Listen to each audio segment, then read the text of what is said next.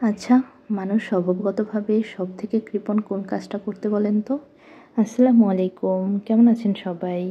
আজকে সকাল সকাল একটু বারান্দায় গেছিলাম। ইদানিং তো আসলে ঠান্ডা বাতাসের কারণে বারান্দায় একদমই যাওয়া হয় না সকাল সকাল উঠে। তো এই তো আজকে সকালে খুব মজার একটা নাস্তা করলাম। মানে আমার কাছে বেশ মজা লাগছে আসলে নাস্তাটা করে। এটা হচ্ছে আগের দিনের একটা ডালনাও ছিল, ওটা দিয়ে হচ্ছে আমি রুটি খেলাম। একটা ব্যাপার লক্ষ্য করলে দেখবেন, আজকালকার মানুষের মধ্যে না কৃতজ্ঞতা প্রকাশ করার বিষয়টা খুবই কম। আমরা বেশিরভাগ মানুষরাই অন্যের থেকে হেল্প নিতে খুব পছন্দ করি, কিন্তু তার প্রতি কৃতজ্ঞতা প্রকাশ করার ব্যাপারে আমরা প্রচণ্ড কৃপণ। কিন্তু হওয়া উচিত ছিল ঠিক উল্টোটা। কারো থেকে উপকৃত হলে একবার নয়, বরঞ্চ অনেকবার তার প্রতি কৃতজ্ঞতা প্রকাশ করা উচিত। এতে করে সেই ব্যক্তি যেমন খুশি হবে, তেমনি দেখবেন আপনি নিজেও মানসিকভাবে অনেক বেশি শান্তি পাচ্ছেন।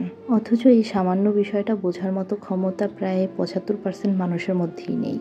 কিছু কিছু মানুষ তো আবার পুরাই উল্টা। যার থেকে হেল্প পাচ্ছে বা হেল্প নিয়েছে তার সাথেই পরবর্তীতে কথা বলতে নাকি তাদের লজ্জা লাগে, সংকোচ কাজ করে। কি অদ্ভুত, তাই না? আসলেই আমরা মানুষরা প্রচণ্ড রকমের অদ্ভুত। আমরা মানুষরা এটাই জানি না যে কোথায় ঠিক অর্থে আমাদের সংকোচবোধ কাজ করা উচিত, কোথায় আমাদেরকে লজ্জা পেতে হবে। আমার কাছে এই ব্যাপারটা বেশ অদ্ভুত লাগে। বেশিরভাগ মানুষের ক্ষেত্রেই এই যে হেল্প নেওয়ার সময় কিন্তু তাদের একদমই সংকোচবোধ কাজ করে না, কিন্তু উপকৃত হয়ে যাওয়ার পরে কৃতজ্ঞতা প্রকাশ করার সময় তাদের যত লজ্জা, যত সংকোচবোধ সব কিছু জেগে ওঠে। আমার কাছে মাঝে মাঝে মনে হয় এই যুগের এই এত এত আধুনিকতার ভিড়েও হয়তো কিছু জায়গায় এখনকার মানুষ অনেক বেশি সুন্দর চিন্তার অধিকারী। এদের হয়তো ধন্যবাদ বলার প্রবণতাটা অনেকটাই বেশি আগেকার যুগের মানুষের থেকে। যাই হোক, আজকে গরুর কলিজা রান্না করলাম আর সাথে পুঁই শাক রান্না করেছিলাম। কলিজা আমি এই নিয়ে বোধহয় দ্বিতীয় কি তৃতীয়বারের মতো রান্না করতেছি। প্রথম যেদিন রান্না করেছিলাম একটুও খেতে ভালো লাগে নাই, মশলা অনেক বেশি কম দিয়ে ফেলেছিলাম আর কেমন একটা গন্ধ গন্ধ আসতেছিল। তো আস্তে আস্তে দেখতেছি যে না, রান্নাটা ভালো হচ্ছে।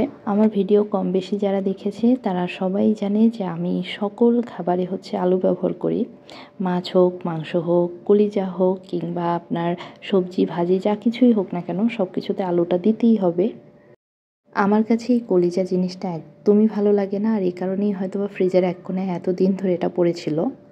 আর এদিকে ইয়ানের পাপার হচ্ছে কলিজা খুবই পছন্দ, আর তার জন্যই আসলে কলিজাটা রান্না করা হয় বাসায়, না হলে আমি তো কোনো দিনই রান্না করতাম না। এই খাবার দাবারের দিক থেকে আমার আর ইয়ানের পাপার পছন্দ একদমই আলাদা। ওর যা যা পছন্দ আমার ঠিক তার উল্টোটাই পছন্দ। যাই হোক, রান্না শেষ করে আমি এখানে একটা পানির বোতল নিয়ে বসেছি, এটাতে আমি রং করব। রং করা না ছাই, কতগুলো ডট ডট দিয়ে ভরে ফেলেছি। যাই হোক, আজকের মতো তাহলে বিদায় নিয়ে নিচ্ছি। সবাই ভালো থাকবেন, আমার জন্য দোয়া করবেন। আল্লাহ হাফেজ।